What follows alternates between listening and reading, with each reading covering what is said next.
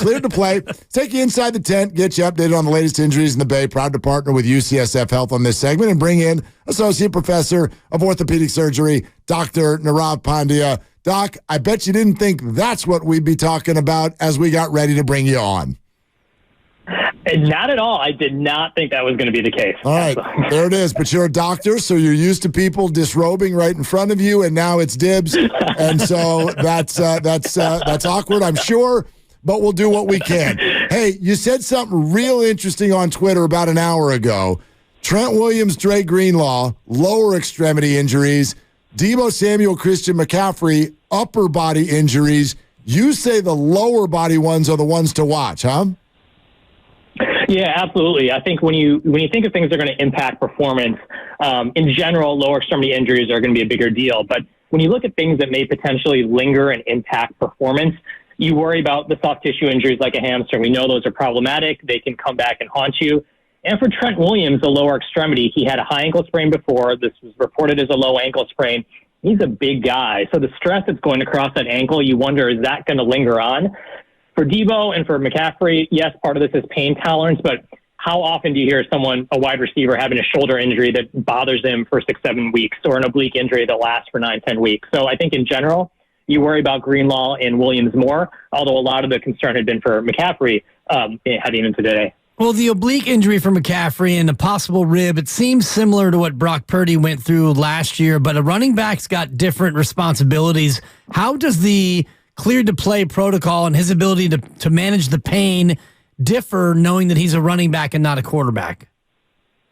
Oh, no, it absolutely does differ. And I think once you've ruled out bad things, rib fractures, cartilage injuries, or really bad oblique tears, then a part of this is pain tolerance. But obviously, if your body's in pain, it's telling you that there's, something structurally wrong. For a running back who has to constantly take contact, that's one concern you have, that the pain could get worse.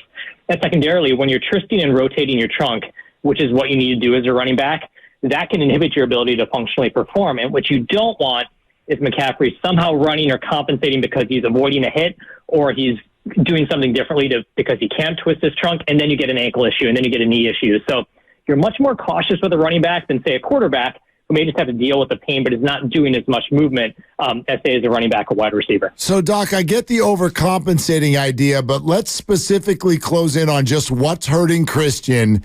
And if he plays, can he make it worse? Yeah, no, that's a great question. It really depends on where the specific injury is. But let's just say this is a garden variety oblique injury where it's just kind of the muscle. It's not really where the muscle attaches to the bone at the tendon. In general, unless you were to get a lot of repetitive blows to this area, and there are things you can do to basically, pad up the area, make sure he's not getting contact, the risk of that getting worse is pretty minimal. But if it was higher up where basically that tendon attaches to the rib, or if there's some inflammation in the rib, it could potentially get worse. So I think that MRI will actually help to determine what's that risk of re-injury, can he perform, and what's the issue in terms of his pain moving forward. You had mentioned before, I think it might have been on Twitter, about a flak jacket or a protective covering for Christian McCaffrey. Is that an option, or is that something in the running back position where you're going to get hit anyway? Is that something that's not going to be able to minimize the damage? No, absolutely. I think it will help with pain tolerance. You can definitely wear that. It's a balance, though, because you still want him to be able to the ability to rotate his trunk and be effective.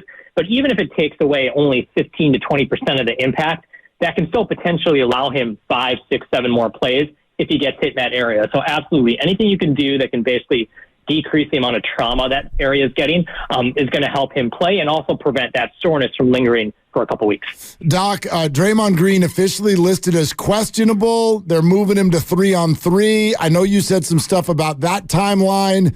Opening night is a week away. What do you think? The fact that he's going to be doing 3-on-3 later this week, that gives him 24 to 48 hours to see how his body responds to that and then play 5-on-5. So I think the timeline is set up that, assuming that he does not have any discomfort and he's able to get through 5-on-5 next week in the Warriors practice, I would not be surprised at all if he's out there on opening night playing.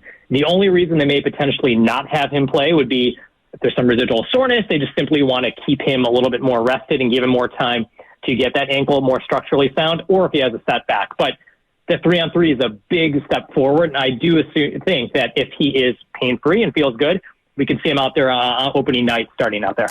Doc, as always, thank you so much. And now you should hop over to YouTube and get those numbers up and see if we can get Dibs to his goal. Oh, absolutely.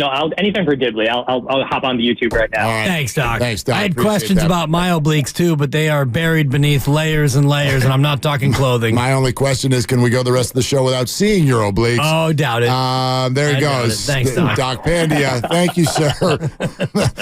No problem. Take care, guys. All right, have a good one. I didn't know he was still on with us. Poor guy sitting here listening to us, messing around. Proceeding was sponsored by UCSF.